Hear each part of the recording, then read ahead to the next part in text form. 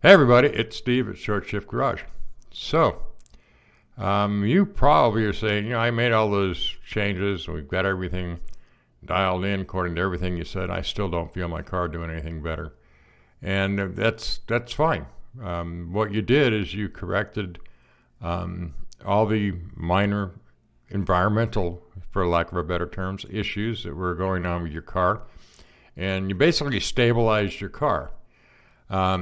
Now, I went ahead and recommended a change to Stoic if you want to. That's up to you. You can do that or not. I liking where mine's at right now. It's hanging right out at 14.27 on the average, and I like that. It wide open throttle. It's the lowest or the richest it's getting is 12.5. 12.47. So I'm happy with that. I mean, I'm liking that. That's great. But there's more we can do now. Now we can start to take advantage of some of this stuff. So we changed that, and then we changed our power enrichment, and we set our wide open throttle threshold for power enrichment, okay, to 2.6863. So we'll copy that. And that's where the wide open throttle threshold is, but it's not our tip in. If we go over to torque management at this point in driver demand and look at our pedal wide open throttle, it's still at 3.157. So we need to change this. We'll just paste that 2.863 in there, and now both sides match. So your pedal characteristics for wide open throttle and your power enrichment is going to occur at exactly the same time, which is exactly where you want it. So the next thing we're going to do is we're going to make a couple of changes. In the airflow, we're going to change the max demanded throttle. So right now what's going on is that when you stomp it, it's not going to give you max demanded, okay? This is max demanded. What it's going to do is if you start off here, it's not going to give you full throttle. It's not going to open that blade all the way up. And that's what we want it to do. That will dramatically change the throttle response for you. So it will start opening that blade. It'll allow it to go here, okay? So that's it. Right now it's not allowing it. But if you stomp the pedal, once you make these changes, it will allow it. Now, it doesn't necessarily mean it's going to give you all that in one shot, but the number here is 3.798998. That's the maximum. You can't change it to any higher than that.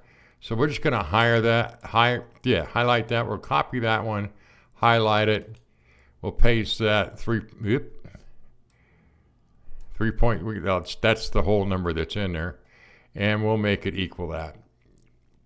Okay, you could change it to 3.8 and just equal that. It would switch it automatically for you. But we'll just take that copied number, throw it in there, copy. Now, all these are at 3.7998, and that will get rid of that. If you ever stomp your foot to the floor and you notice there's that like 1 second delay, that'll get rid of that. Okay. And now we've got that delay is gone, and that's the delay that people will change the ramp rate to try to get rid of, and then really all you got to do is right here. The next thing we're going to change is our spark, and we want to change our throttle spark for tip-in. So what happens is when you stomp it, it's going to pull this timing out, and now this is one area you got to kind of be careful with. It is timing, and it's going to pull it out, but it's pulling it out really in the early stages, so it's not in the latter stages. But if you pull this, if it pull all this timing out of here, man, that's a humongous amount. So we don't need to pull that out. I remember how we talked about timing before. So what we're going to do is we're going to just change that by half. So we'll just 0.5. And we'll multiply it, and that'll change it by half. Now you got to kind of watch this. If if you are, you've got to be monitoring your knock sensors and things like that. But and if you start seeing knock in these areas that you didn't have before, then yeah, you're going to have to bump them back up again. But you can actually I know people that zero this table out completely. And it's just like the barometric table. They zero that one out too. But I can't do it at my altitude. Now, you may be able to get away with that at sea level, but if I do it at this altitude, I will definitely have knock. So I'm going to change mine by half, by 0.5 right now. And those 3 little changes right there, go ahead and write them to your car. You don't need to clear the adaptives for these to take effect. They're not that type of a change, but that will get you some a little better response out of your throttle. You may even light the tires up a little better. But now, so we have our max throttle, our wide open throttle set in both tip in and actually in our driver demand side, where we're saying, hey, this is what I want. I want wide open throttle to come in at 2.686. We set up our, our wide open throttle pedal threshold, the same thing, so that we'll go into PE at the right time. And we already saw that was happening. And this is a little deceiving. It says power enrichment here and throttle there, but you're in the power enrichment tab, so everything in here affects power enrichment. Knock adder. This is kind of an interesting thing over here. You can add fuel enrichment to get rid of knock. It's a tool for possibly later down the road, but I thought I'd mention that it's here, okay? And so if you're getting knock in a specific area and you want to add fuel to try to cure it, then typically it's 0.0006 or 6 to 8. So it'd be 0.0060, which is what, if we look at our air charge PE table, 0.0606. You could add a little more in there if you wanted to without having to change all this table. You could leave this table alone and just put it in the knock adder. Now, that I don't do it, but I know people that do, and it works pretty good for them. So there's a couple other things I want to talk about, and it's torque management. So let's look at our general torque management.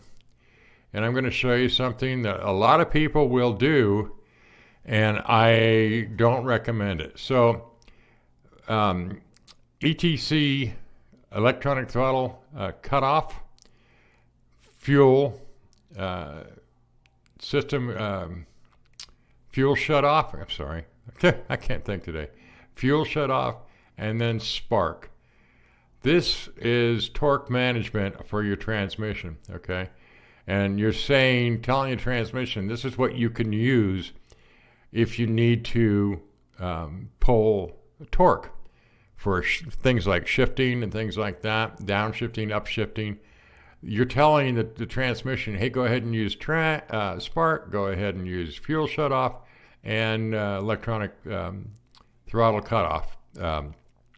So that's a weird way to say that, but that's what it is. But you're saying enable all these. So I know a lot of guys come in here and they say, don't. Just disable all these and leave spark.